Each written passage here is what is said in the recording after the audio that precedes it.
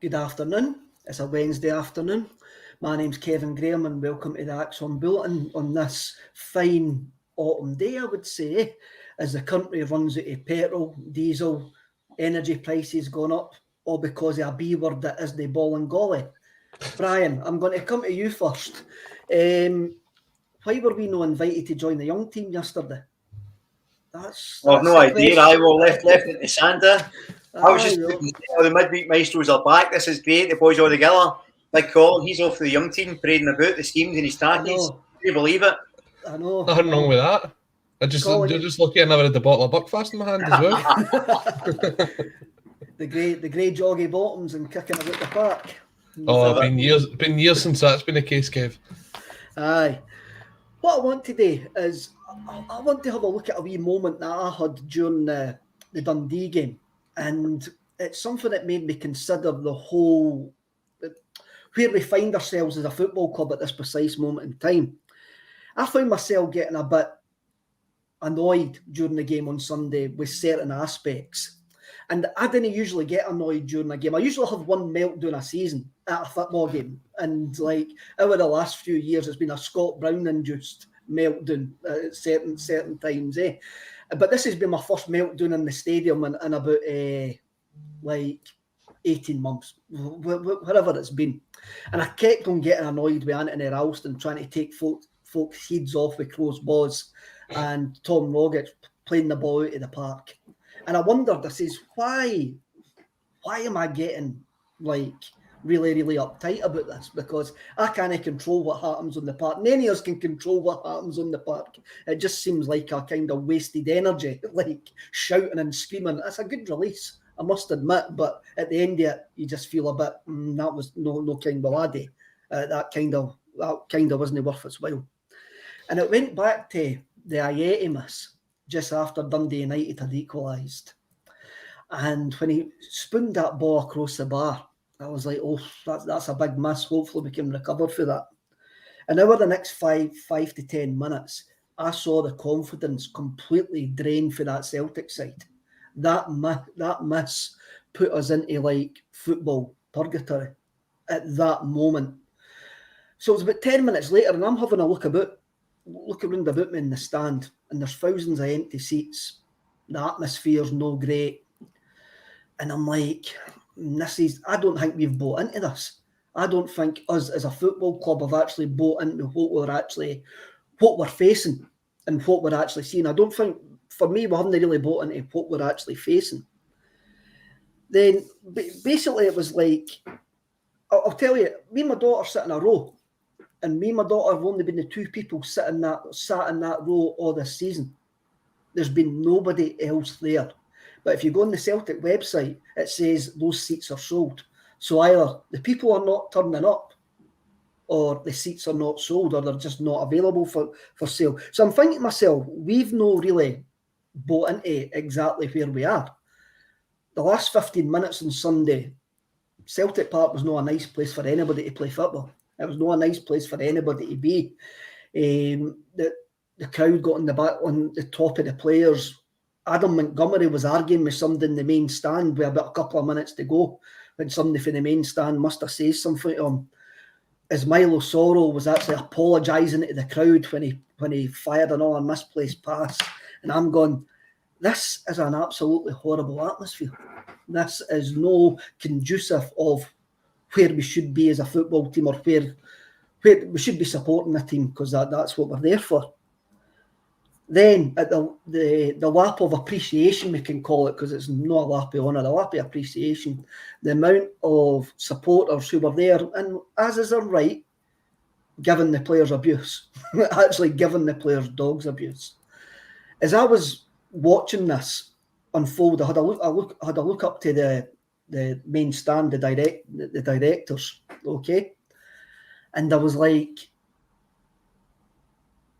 yous are getting a reason here if yous want to push the button on this. Nothing, yous are now seeing it in the stadium, the negativity, which is online, offline. You're now seeing it in the stadium. That's where they won't watch shows like this. There won't read any of the papers. There won't read any of the message boards or anything like that. But in the stadium, that reaction from a section of the crowd was, they see that. They actually do see that, eh?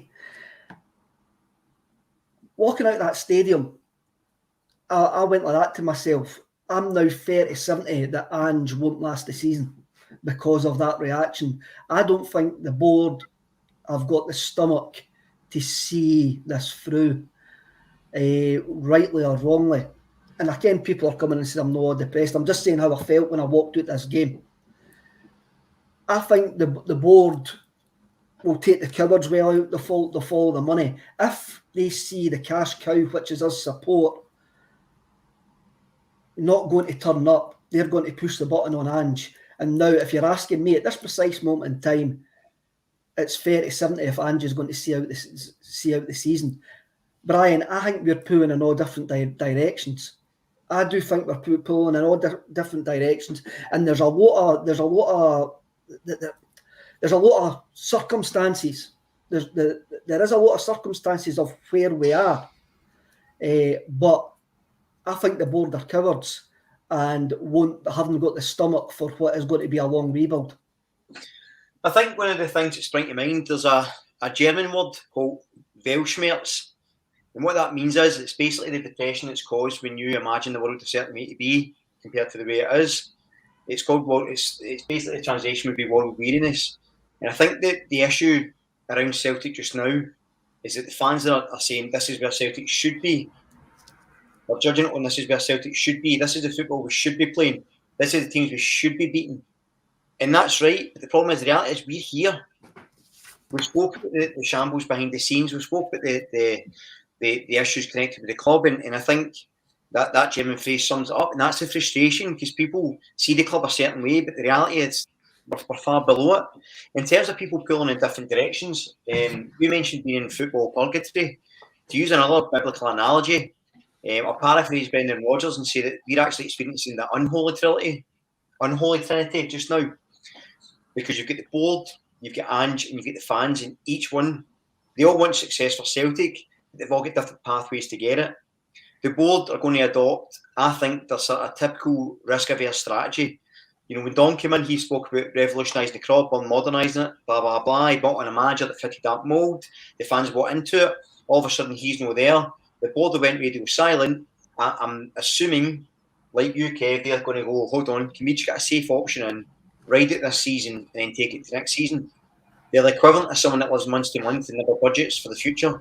It's short-termism at its worst. With that in mind, then you've got Ange, who's a long-term manager. He's never had success at any club in his first season. It takes some time to implement both his style, his philosophy, get the players in line, get them fit, get them strong. But he always has success. He's been proving it every level he's managed at. But then you get the fans who want the short-term success, who want instant success. And to be honest, rightly so, because they backed the club in a period of financial and,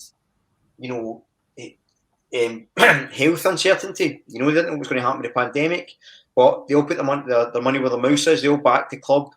They've done their part, and they're expecting results. So you get the fans want instant results. Ange is going to take longer to get those results, and the board who seem to be so risk averse, they're looking at short-termism. But ultimately, what that's going to do is, I keep getting frustrated about some of the takes on Ange, and I'm sure we'll talk about them later. But the Real Betis game, for example, we were talking about how he should have went there, sat in deep, and tried to counter-attack, tried to soak up pressure. Now, we've been doing that for how many years at Europe? How many times have we done that in Europe?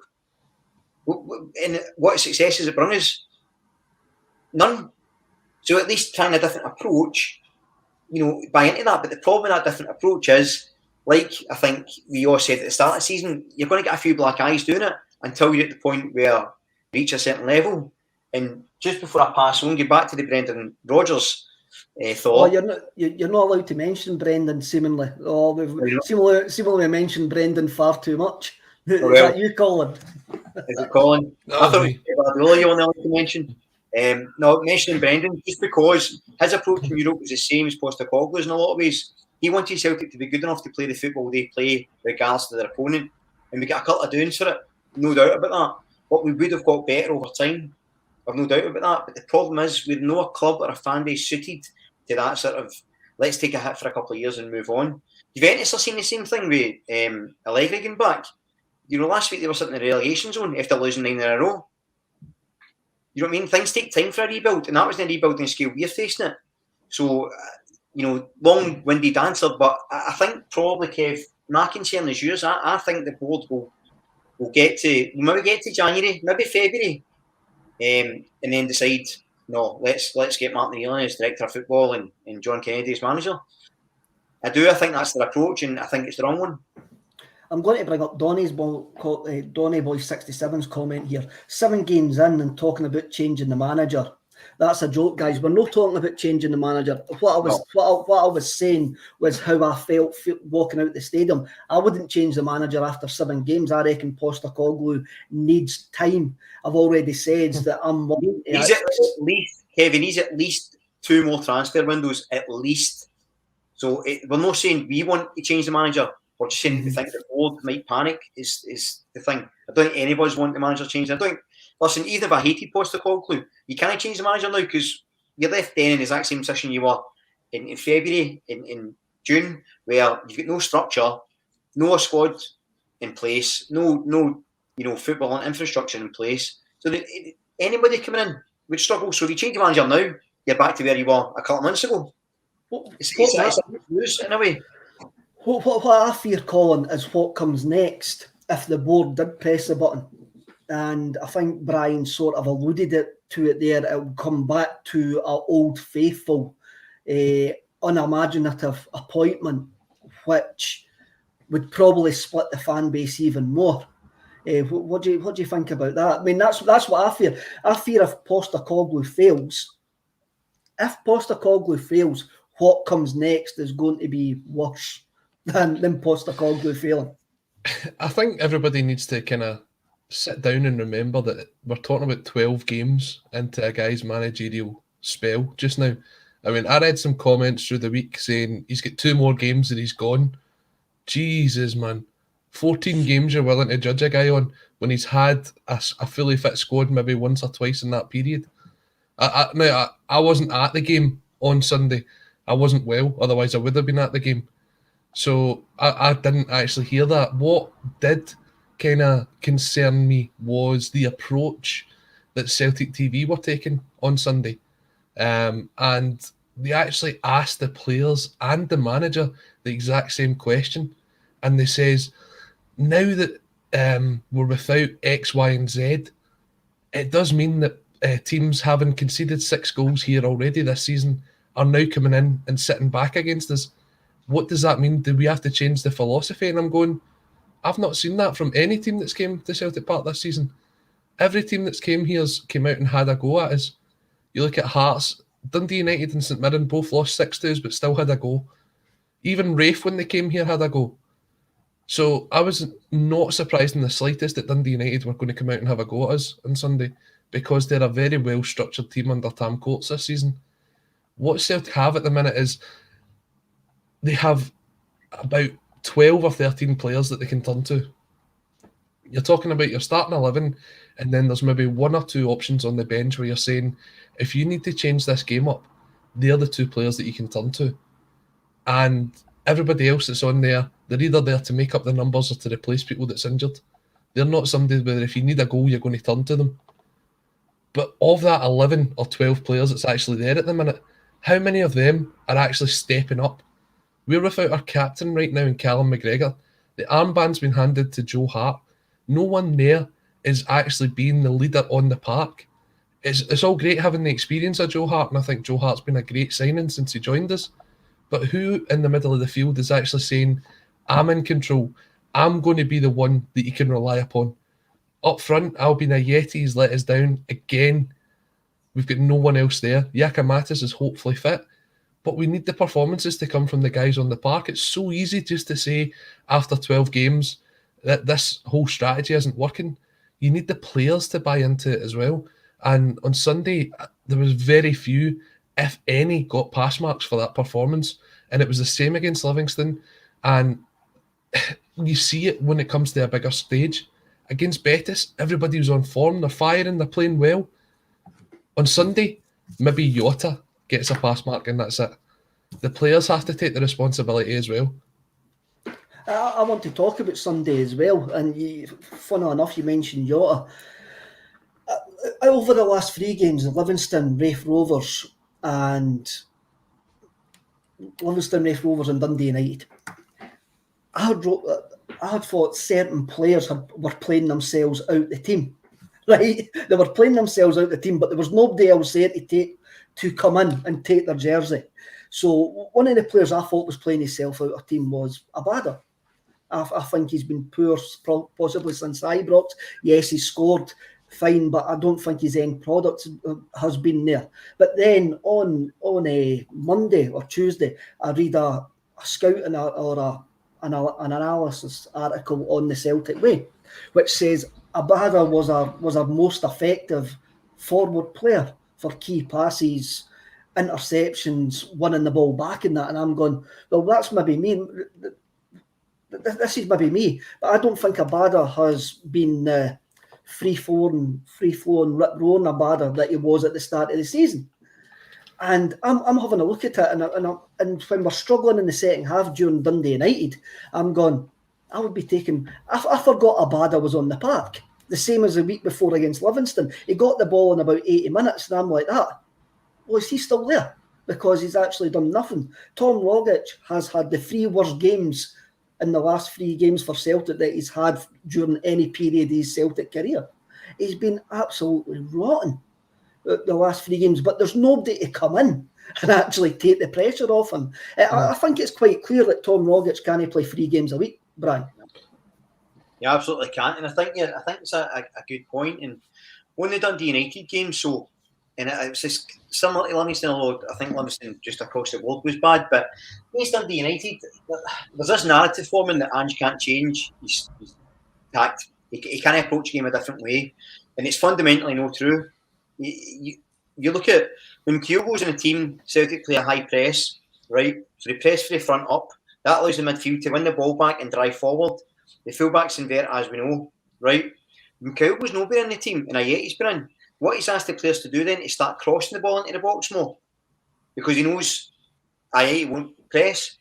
So he's changed that style. So then he's had to get our midfielders to win the ball back, and that's where it's breaking down, because he can't really do that. So then in Dundee United, what he done was he switched wingers to see if they could penetrate a bit more. That didn't quite work. So then what he done was he told the fullbacks to stay wide and cross, and the wingers to cut in and shoot, and that's where Jota was having the shots. And then what that did is, because they were coming in, that allowed Turnbull to overlap again. So he changed 3 or 4 things during the game. People were talking about maybe he could try changing their formation. So let's talk about that against Dundee United. So very few players get pass marks, right? But Jota in particular was one that would have, right? So say you take him and Abada and play them up front.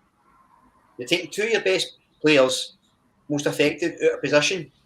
Then if you're pushing wide, you're pushing Ralston as a right winger who's out of position. And you're asking another defender to come on and hope that wins you the game. For me, I can see why people are frustrated and want to try different things, but it's clear that Ange has been adapting. As games been going, he has been trying different things. We had 23 shots in goal against Dundee United, hit the underside of the bar 3 times. We've probably denied a penalty with the Seekers tackle on Abada. Ayeti missed numerous sitters. And another day we've scalped him. The performance wasn't brilliant, granted, but I think one of the reasons for that is it's squad fatigue. With the level of intensity and pace, and this is why I think we're no successful the past few games, because we've not got the energy to press off the ball where we normally would. You said it with Abada. He's played almost, there you go, they were out the window. So he's changed tact, right? Abada, he's played almost every game. He's bound to get fatigued, or his confidence going to go. He's only 19. But the fact is, there's nobody to come in and replace him, as you said. Rogic can't win he's great once a week. 8 times a week when you're relying on him, he can't do it. Turnbull as well. Turnbull's almost indicative of Celtic season, right? Because he's either really good or he's no. And it's just, I just think that there's huge problems with the squad. I think Postecoglou can only do so much. But I think jumping on him and saying, just win matches, just score that, I don't think that helps.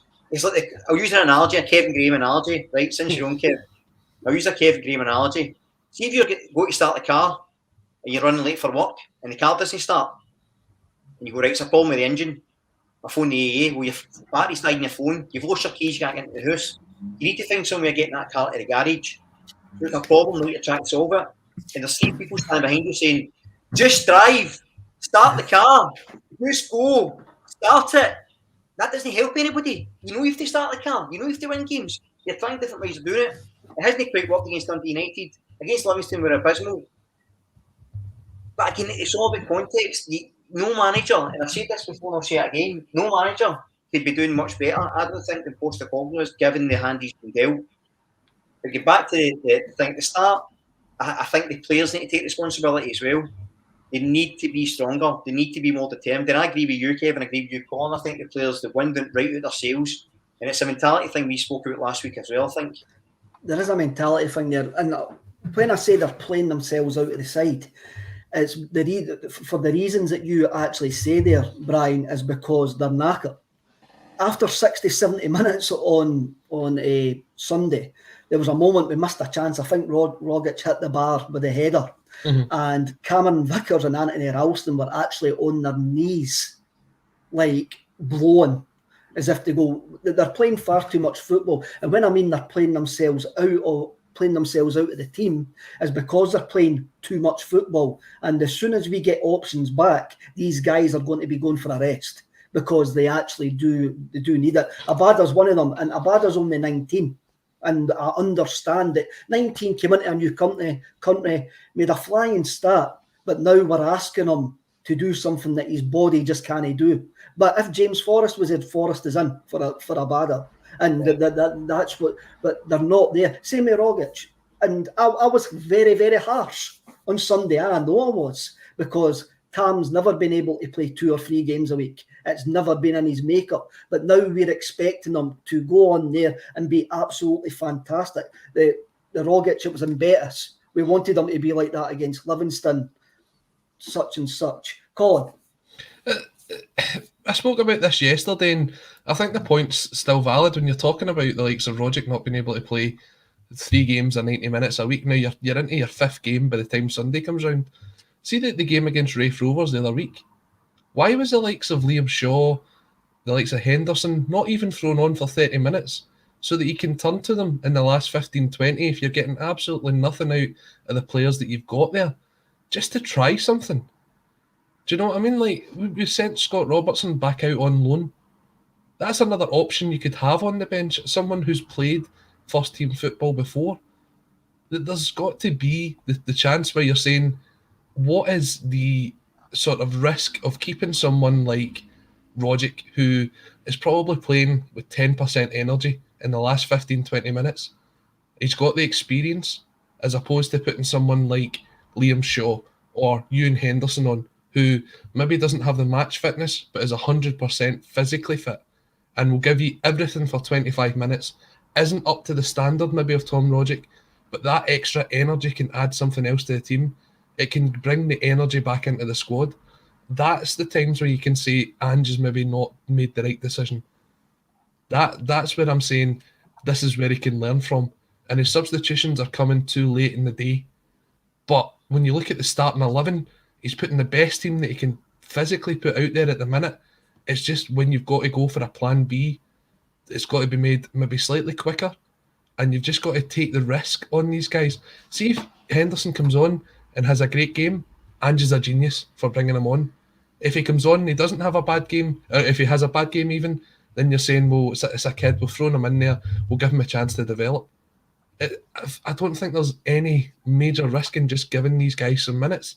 And it just helps guys like Rogic sit off for 15 minutes, get that back into your legs, that you're not playing the 90 every single week. Because we've got like 13 or 14 players that we can trust, that you can say, you're actually the first team squad, then you've got the backup squad. And we pick up any more injuries and it just becomes a case of, can you play? Right, you're playing right back. Right, can you play? You're playing centre mid. That's a situation that we're getting to at the minute. I think, Colin, that's an excellent point. And actually, I suppose that's where Ange is open for criticism. I think maybe you could say, he was so desperate to win against Raith Rovers because it's a cup competition. He tried to put his best team out. Maybe didn't want to take the risk because of the confidence. But I think you're right. I think that's where there's a question. I think Shaw looked really good in pre-season. I thought he has a physicality we don't have. If I'm really honest, I would have him in the team. I come off the bench far before I would have Sorrell, if I'm honest. Same with young Henderson. I don't see why he's not got a game. But again, we've not seen him in training. But I think that's a valid point. I think that's where he has to maybe. And again, you said it. It's a learning experience, right? Maybe he's still finding his feet as well. And to take Colin's point on about the Raith Rovers game, I expected a few more changes, and especially as the game progressed and they went down to 10 men, I expected a few more changes. And even on Sunday, even though Owen Moffat's on the bench, we still leave that game without one substitution being made. And if you're going to go down swinging, at least use all your options that is there to try and do it, even though the options are severely limited. But we want the players to get help. We understand the situation that Postecoglou's in. His hands are tied behind his back with the options that he's actually got. And we want these players to get help. And we understand that keep going back to the same well, it's going to run dry. And at the moment, especially since this international break, since the loss of our two main players in Kyogo and McGregor, that well is run dry, and there's a mentality issue with this team. What I'm actually hoping for in the next two games is to get to the international break and take a breath, settle down, see who we get back, then have a decent run at it after this international break. Hopefully, by the time we get to 5:15 on Sunday night, we're still only 6 points behind, maybe even less than that. Who actually knows? If that is the case, then we can have a look positively after the international break with the players that we've got coming back, because we've seen when there has been options for Ange Postecoglou what this team can actually do. And that's what we've got to hope and pray actually happens. We didn't want to be negative, but at the moment, as Colin says, as Brian says, we've got 13 fit players and we keep going back. And when they're turning in tired performances and off performances, guys are getting on their back, as was proved on Sunday when there was people abusing them when they were walking around the pitch at the end of 90 minutes. And for me, that's completely unfair. That is completely unfair. We've got, how many new signings we've got? We've got 12 new signings in that dressing room. Yeah, you call them 12, but you're throwing guys like Shaw and Urhoghide in there who haven't really had a sniff of the ball yet since they signed. So it's hard to count them in amongst that, especially when you look at the guys that you've left. You've lost almost every single leader out of that team. The only one that's left is Callum McGregor. And at the minute, we're desperately missing him through injury. That was a point I was actually thinking just there, is obviously we saw how long it's taken James McCarthy to get up to speed, and that some people would say he's still not up to speed. I thought he was kind of getting there. With this international break coming up, considering that we've seen how bad the injuries can get for us, is it not worth taking a look out in the free agent market and just seeing if there's anybody out there that could add depth to the squad? I'm not talking about guys that can come in and play 90 minutes 3 times a week, but getting some depth into the squad that you can maybe turn to them for that 15, 20 minutes, especially if you're not going to trust the guys that are there already. Who you saying this is? You're right, but who's in charge of recruitment? Who's in charge of scouting the players and getting them in and negotiating? Do you know what I mean? This is the problem we're in, because you're spot on. That's exactly what you should do. You should get a couple of, placing a couple of extra attacking midfield or something like that. You're spot on. But again, it's Welshmere, isn't it? We should be doing that. Can we do it? Because we don't have we don't have any right to do it. And that's not me being hyperbolic. We don't have an assistant manager. We're nearly in October. We don't have an assistant manager. We don't have a head of recruitment. We don't have a head of scouting. We've just got a sports scientist in who still has to get his own coaches in. We've not got director of football and got a temporary CEO. So your assessment is spot on, Colin, and that's weird. That's today, and I hate that. But the reality is, it's where we should be, what we should be doing compared to what we can do, and I think that's the problem. I think when you look at the Eddie Howe mess, when Postecoglou comes in, the amount of turnover of staff we have, then the amount of injuries that we are probably where we deserve to be. We are where we are because of poor planning, and that is poor structural planning, which unfortunately Postecoglou is the face of that, because he's the one that's under the pressure that gets to get results, whereas those who have caused the chaos behind can actually slip into the background. We talk about empty jerseys. There's a lot of empty suits at Celtic Park as well. I mean, I'm positive going forward. I'm really looking forward to the international break and getting players back. I was really quite surprised that Callum McGregor was named in the Scotland squad yesterday, and right away I went, I hope he pulls out. I was going, I don't want him going anywhere. Do you know what, Kev? I see that as a positive though.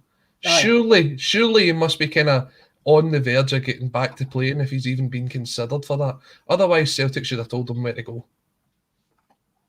Definitely, it was strange. I mean, but more worrying that Furuhashi hasn't been put in the Japanese squad again. Given him 2 weeks in Glasgow, I'm completely fine with that. And like Colin says, I loved that positive Callum McGregor in the Scotland squad. Then right away I was like, nah, wait a minute, I didn't want him anywhere near that Scotland squad. I want him back in the bosom of the Celtic. Glasgow's green and white. Christian McGregor give us a work rate and energy that Rogic and Turnbull are not. Added to that, Abada's and Yota's lack of defensive qualities are alarming, leaving us exposed. Again, I don't think Yota and Abada are there for certain defensive aspects. I just don't think our midfield blend is right at this precise moment in time, because McGregor's missing. I've said with the options that we've got that our midfield three will be McCarthy, McGregor, plus either Turnbull or Rogic, whoever we are playing. Mm-hmm. Colin, I'll come at you with that. I know. I think that's a good idea, to be honest. What I was saying yesterday with the young team, when we were having a wee young team session yesterday, you're lacking that sort of box-to-box midfielder. Mm-hmm. You've got David Turnbull, who's very much an attacking midfielder, someone who'll pick a ball up, have a shot on target, or play someone in. Rogic is actually the exact same player as that. Although they kind of look different on the park, they're both not the quickest, but they're both technically very good. And then you've got someone who's going to be sitting in the defensive midfield role. And at the minute, it's either McCarthy or Sorrell or Shaw or anybody else that's going to come in and play in that role. They don't actually have that guy that's going to link the play between defence, midfield and attack. That player isn't there. Now, Callum McGregor can do that and has done it for Celtic before. But we've kind of relied on him to drop back into that Scott Brown holding midfield role. And if you give him the freedom to do so, he can be the one to make the difference. It's been a long time since we've had somebody that's played that role. I can't actually think, maybe going back as far as Joe Ledley is the last player I can think that's been the box-to-box midfielder. And when you're playing out from the back and you're playing the inverted fullbacks and you're going down and trying to break through teams, that's when you need that strength in the middle of the park. You need someone who wants the ball. Callum McGregor always wants the ball. He pass and move. He's a joy to watch at times. And not having him in the team, you're then looking at players who just want to pass, and that's their responsibility. They're done, they move on. Brian, I'm going to bring you in here. I'm no Ted Lasso at all. I didn't know anything. I don't claim to be a football manager, and neither does he. Right, I'm no Mike Bassett. Then I was trying to get in with the young team. I was trying to get in with the young team. That's failed, Kev. That's failed. Failed. All right. I'm no Mike Bassett like some folk out there who claim who have played a couple of games of FIFA and think they're absolutely know everything about football. But I agree with Strangelove the Doctor here. I think that Rogic and Turnbull have enormous qualities, but not defensively. When I'm looking at the limited options that Celtic have got, I see a lack of balance. And I think that over the last 3 games, that has been shown. Brian? I think you're spot on. I think I said before, I'm a huge fan of Turnbull, but I think without Callum McGregor next to him, he struggles a wee bit in that team. And I think that's spot on for Strangelove the Doctor, or how I learned to love the Celtic. I think you look at that, but then again, if they're not defensively minded, why would you ask them to do that defensive role? So it kind of goes back to that thing of we want to change things, we want to try different things, and he says we'll play to the strengths of the team. Well, the strengths of the team are going forward. We've been known to lack a defensive quality for a long time now. Our offensive qualities we've got, it's not quite working now. But what do we do different? And that's where it becomes hard. And I said for the start, I never really thought Rogic and Turnbull fitted into the same midfield. It seemed to work when McGregor was there, but again on occasion. And yeah, I think moving forward here, the problem is as well, even when McCarthy's sitting deeper, what he can't do that McGregor does in that role is dictate the play. That's not really his game either. So him in particular as well, as much as Turnbull needs someone to be the box to box for him to go forward, McCarthy needs someone to do that box to box for him to stay back and just get to tackles, get in people's faces. He needs a McGregor to dictate play, and I think that's the real worry. And as I say, we've been really critical of the forward players at times. We've been critical of defence, but actually the midfield is the one that I think that's where the issue is. And I thought that was the issue on Sunday as well. Les comes in here with a haggis as his avatar. Maybe Ange, that is a haggis, I think so. I'm right. Maybe Ange isn't selecting some of these fringe players mentioned because of impression at training. He can only work with what he has at his moment. Now, for me, that's the most logical and sensible conclusion that you can get why Liam Shaw and Urhoghide are not getting anywhere near the first team. The first team, they are just not impressing. And even when we're down, it doesn't bode well for their short-term future at Celtic, that when we're down to these bare bones, that they're not getting a sniff of first-team football calling, eh? No, I mean, when you really look at it, if Sorrow's the man that's going to have to come in on Thursday night, tomorrow night, who's going to be the next one in after that? It's probably going to be Nir Bitton. Nir Bitton's going to be the next option. Now, we spoke about his versatility, but let's be honest, he's let us down time and time again. But we're turning to him before we're even giving guys like Shaw a chance. And this is part of the thing that we were speaking about last season as well, is this pathway for young players to come into the team. You're only going to see how good they are if you give them a chance. I feel as if the pressure's already on Ange to put the performances in, that it's as if he's kind of scared to put these players in.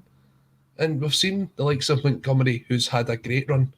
He's managed to turn Ralston around as well. If you can give these guys a chance, you can see what will happen. Now, I'm not saying you play them all. As William McMillan comes in here to say, did you see Urhoghide's awful performance against Morton? We've heard the kind of horror stories of that.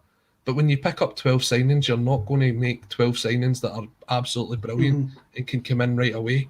There's going to be mistakes made. Geez, if you go back through Celtic's transfer history over the last 10 years, mistakes were definitely made. And lots of mistakes were made. But guys, you're only going to see these mistakes if you give them the chance. And if you give them the chance, it's a risk you've got to take. Scales, for me, is someone who I think we've got to take the risk on and put him in tomorrow night. And Shaw as well. Would I start him? Probably not. But if you're looking for somebody to try and shore up the team, get him in there as well. Just give him the chance. You just don't know. You might just find that one. Remember, we had Tony Watt on the bench against Barcelona and he'd barely kicked a ball for us. There's always the chance that could be that one player. Exactly. That there is always that hope. There's always that romantic notion. As we're talking about Europe, we want to be romantic. I want Celtic to play a certain style of football. It sometimes annoys me when people talk about certain things. I go, no, I want my Celtic team to be attacking. That's why I've bought into Ange Postecoglou big style. That's why I'm willing to give him massive leeway at this precise moment in time because of the circumstances that he's found himself in through no fault of his own. Then the injuries, fortune hasn't favoured him, but over the years, Celtic have never been bold with a fortune concerning European football. We've never actually been built for European football. We're only built for domestic to keep one iota in front of Rangers and to win the league. I'm well aware that probably Postecoglou is doing his press conference just now. So Cameron Robertson comes in and says, Kyogo and McGregor not ready for tomorrow, Juranovic out for a few weeks. It's a massive night tomorrow at Celtic Park with Bayer Leverkusen. The European games last night, as I say, I want Celtic to go out there and play football and give Bayer Leverkusen a decent game tomorrow night. What is your team for tomorrow night? Because I'm finding it difficult not to have a look at these games as a double header. I'm having a look. Juranovic is no longer there, so right away you've got a left back problem. Is it Montgomery or Scales for tomorrow night? Is it Montgomery or Scales? And does that mean that Bolingoli comes back in for Pittodrie on Sunday? Because Adam Montgomery has probably played too much football so far, and he's looking that way. Especially on Sunday, didn't have the impact it looked like. Liam Scales looked good against Raith Rovers, but it was a 10-man Raith Rovers. So Scales, so you've got Montgomery and Scales and Bolingoli coming in at the left back spot. Cameron Robertson comes back in. Well, thank you, Cameron, for keeping us up to date.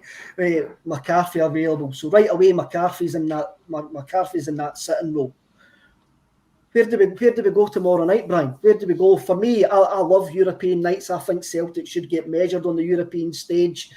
And for me, I want European football after Christmas. And if we get a point or 3 points tomorrow night, that goes a long way of getting that. And it gives us confidence going into Pittodrie, but it also gives us confidence going into the double header again against Ferencváros.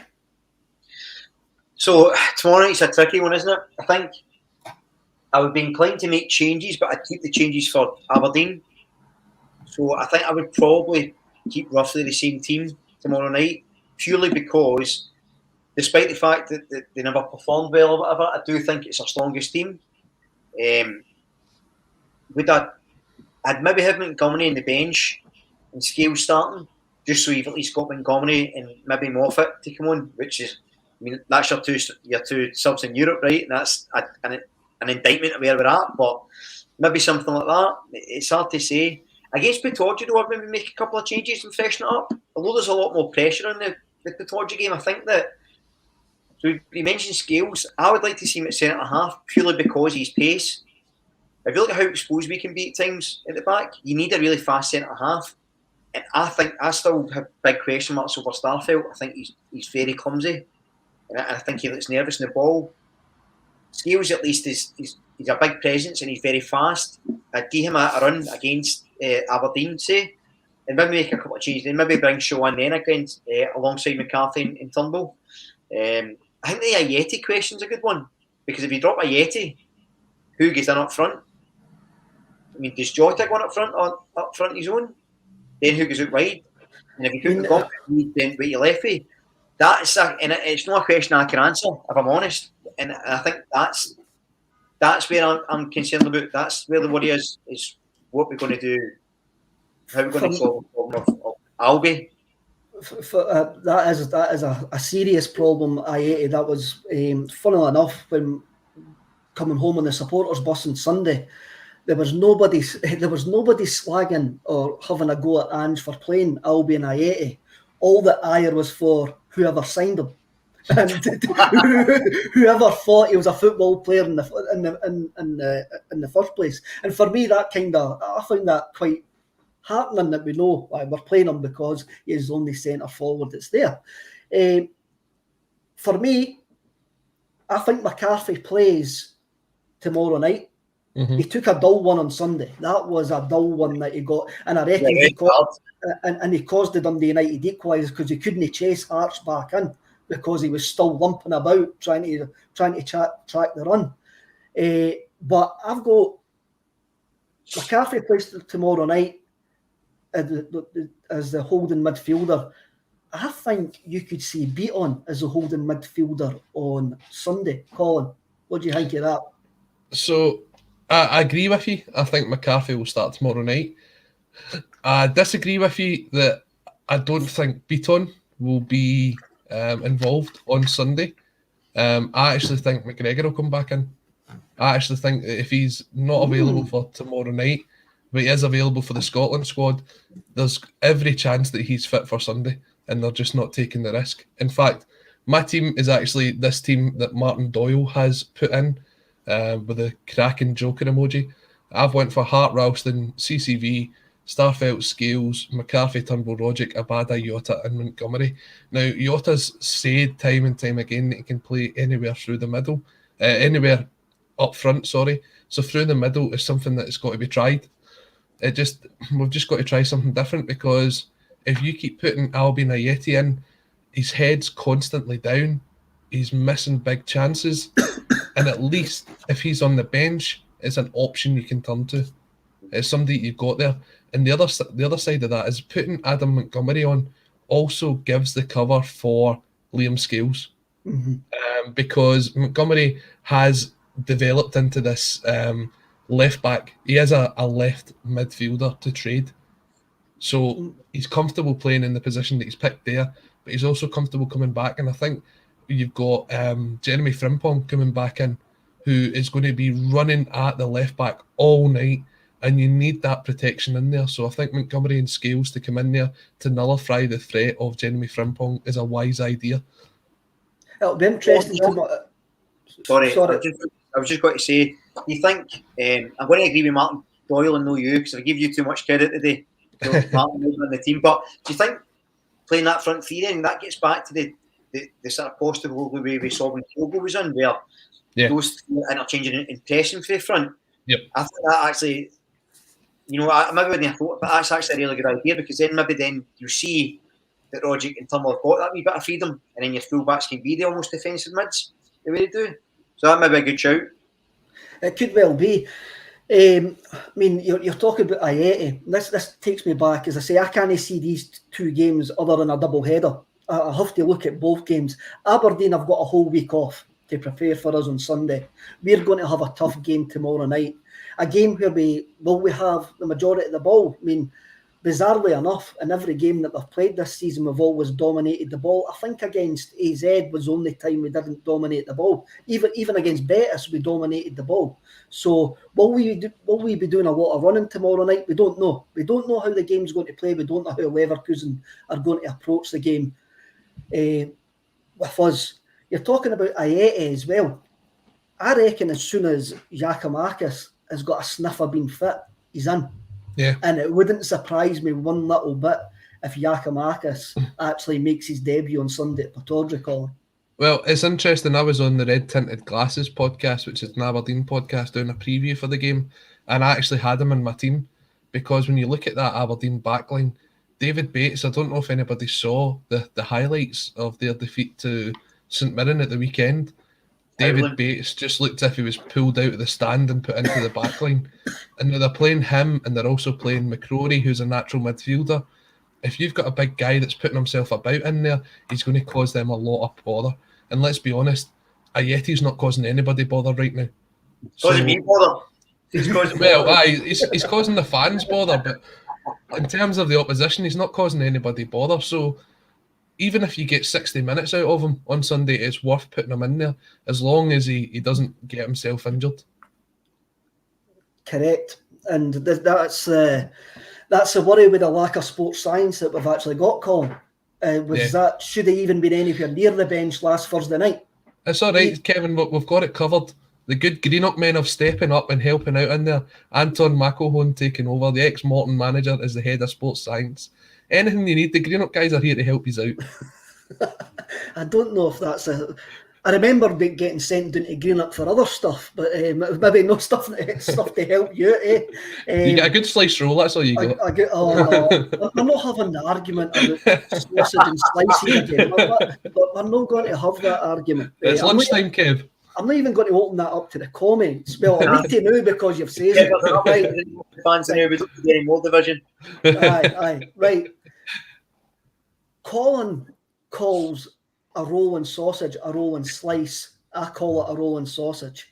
Right, comments over to use what is it, as a rolling slice or a rolling sausage? I think we've already distinguished the fact that it's only if you're from probably Greenock down the Ayrshire coast, then it's a rolling slice.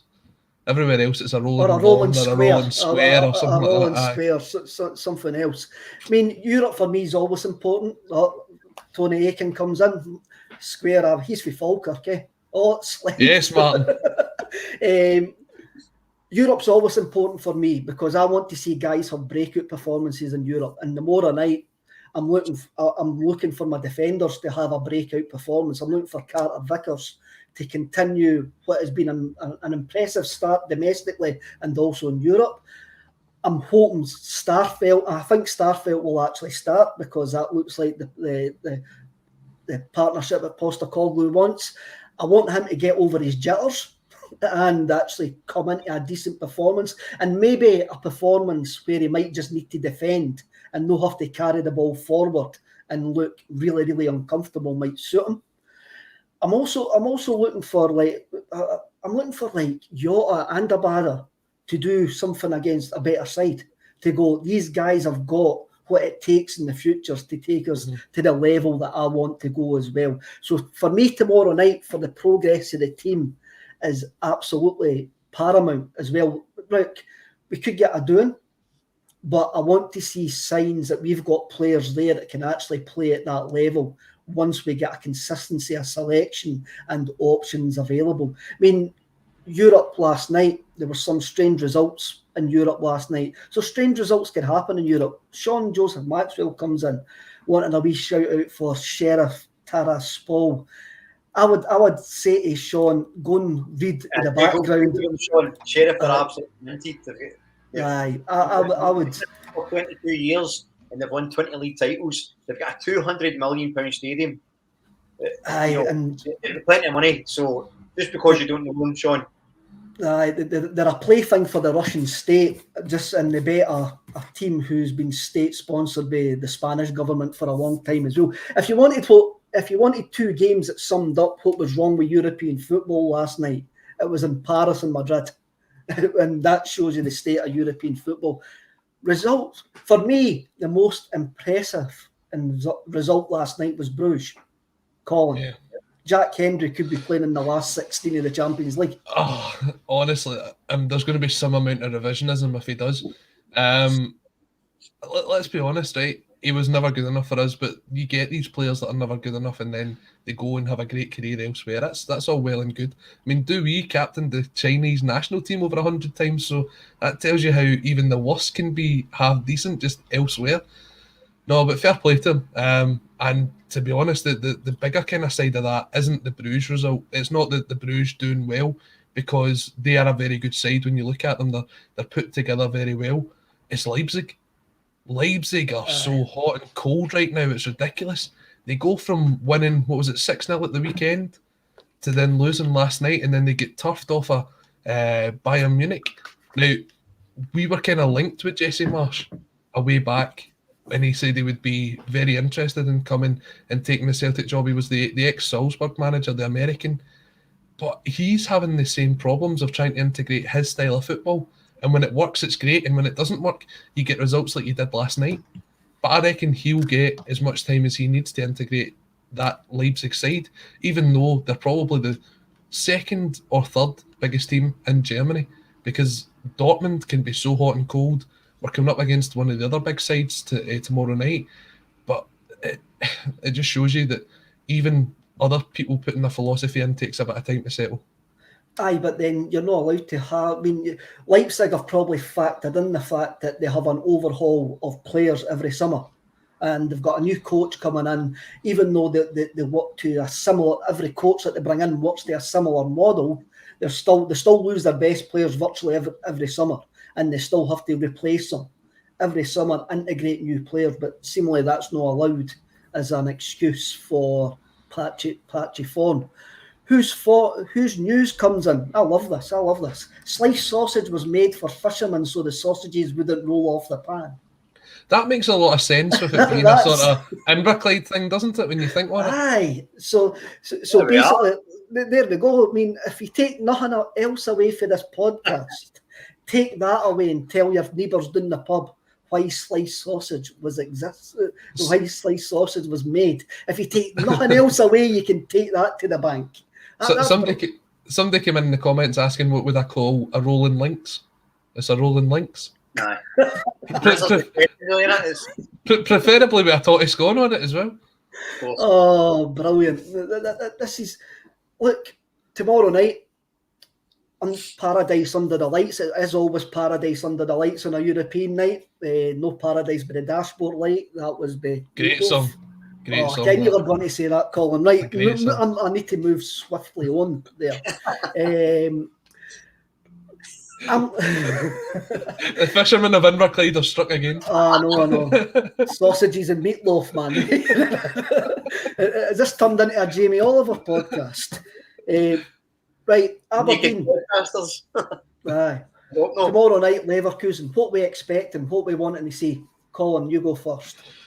Looking for a team to improve on their performances individually and as a whole, coming together and working as a team. Now, we talk about those 2 tackles from the weekend, which could have put some serious injury to players. Nobody stood up for their teammates. Nobody came out there and basically showed the togetherness. They can do that lap of honour, whatever they call it, at the end to show they're together. I want to see it on the park. I want to see us fight for every ball, every decision, and hopefully get the whole crowd behind them and drive them on, because a full house and a European night at Celtic Park under the lights, it can cause teams to have trouble against us. Even the biggest teams have found that. So 90 minutes, getting behind the guys putting in 100% effort, and then at least no matter what the result is, if you put in 100% effort, you can come away from it saying we did everything that we could. Brian, what's your thoughts about tomorrow night? Expectations, obviously, it's going to be a hard game. Any German side are such a high level. I'm a big fan of German football, but I just want us to play the way Postecoglou set out. I would like is, Colin mentioned is going to maybe revert to the high movement front three. So maybe Jota, Montgomery, not just that aggressive press. The way we approach the game in Spain, just really go for it. If you're going to go down swinging. Score goals, go for it. I think you made a good point, Kev. I think Starfelt's actually better when he's just has to defend, and he certainly have to defend tomorrow night. So, listen, if we get anything away from tomorrow night's game, it's a brilliant result. If we take a draw there, I'll be delighted with that, because I think we're playing a very, very good side, and obviously we're a side low in confidence. But this could be the game where we turn that around. If we have a good performance, the players play well, we get score a couple of goals, that could spur us on. And get confidence back, because that's what we're sorely missing. Definitely. I'm looking for a positive performance. I'm looking for positivity from the players. I'm looking for a wee bit of bounce back. And also, I want to see how far we've got to go against a decent side. Because we want to get measured against European sides. And if we get it right in Europe, we get it right domestically, and we've got to start taking the small steps now of progress. I don't know what the result will be. Nobody can actually predict the result, but I want us to be exciting. I don't want us to actually come off the park thinking we've left everything in. We didn't want to leave anything in the dressing room. We want to go out there and actually just give them a game. Go out and give them a game and make them know that they've been in a game. Leave everything on the park. Leave absolutely on the park. Then we get to Sunday. I think on Sunday, Scales will play on Sunday. I think Montgomery will get the shout tomorrow night. I'm not too sure if Scales will get the shout tomorrow night. I'm more likely. I more see Scales at Pittodrie. But Aberdeen, as I say, they've had all week. They won't watch what Leverkusen do to us, because Aberdeen can't play the same way as Bayer Leverkusen. Will they actually take note of what Livingston and Dundee United have done, the constant time waste and the breaking up the game? Because Stephen Glass doesn't seem like that kind of manager. He's another one who seems to be sticking to his philosophy, and even though it's not quite working at the moment, I think Aberdeen will be a more open game for us than the last two. In Dundee United and Livingston. What do you think of that, Brian?